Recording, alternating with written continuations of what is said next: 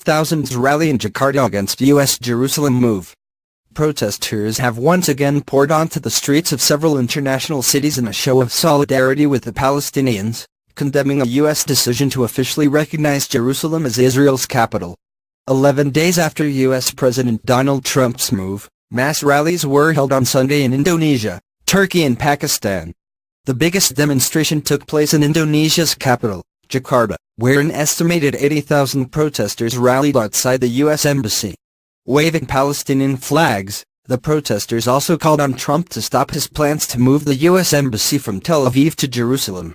Al Jazeera's Dessi Arianti, reporting from the massive rally in Jakarta, the fourth since Trump's announcement, said that many of the marchers had traveled from out of town to express their solidarity with the Palestinian cause.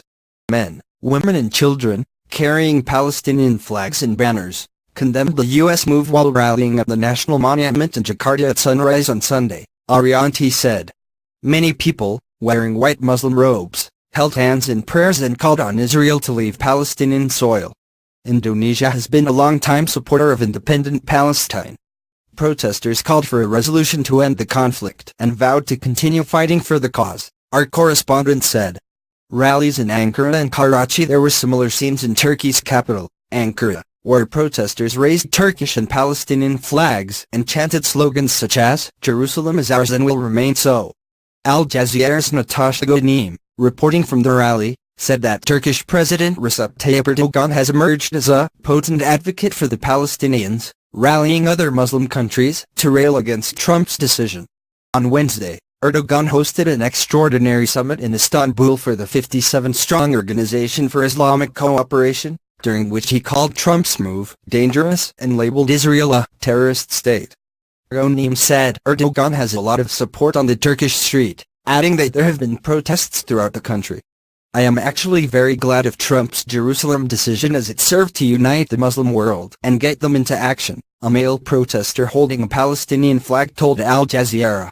Thousands of demonstrators also gathered in the Pakistani city of Karachi to condemn Trump's decision. Trump's announcement overturned decades of U.S. policy and a long-standing international consensus that the fate of Jerusalem be decided as part of a peace deal between Israel and Palestinians.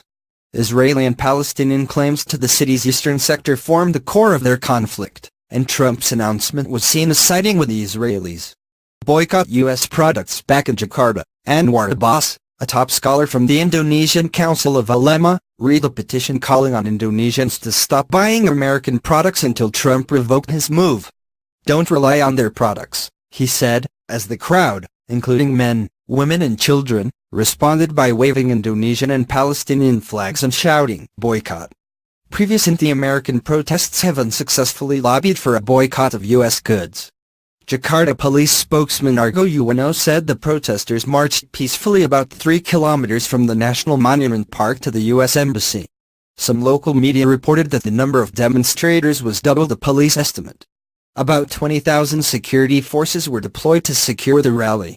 In the petition, the leaders and scholars urged Trump to immediately revoke his recognition of Jerusalem as Israel's capital because it has hurt international justice, violated Palestinians' human rights and undermined peace efforts.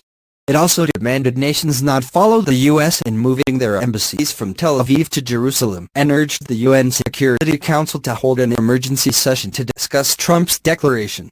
The chairman of the Muslim Leaders Council, Maruf Amin, said, "Let's fight together with the government and the world for the freedom of Palestine through political, diplomatic and economic ways." Indonesian President Joko Widodo has strongly condemned Trump's move as a violation of UN resolutions.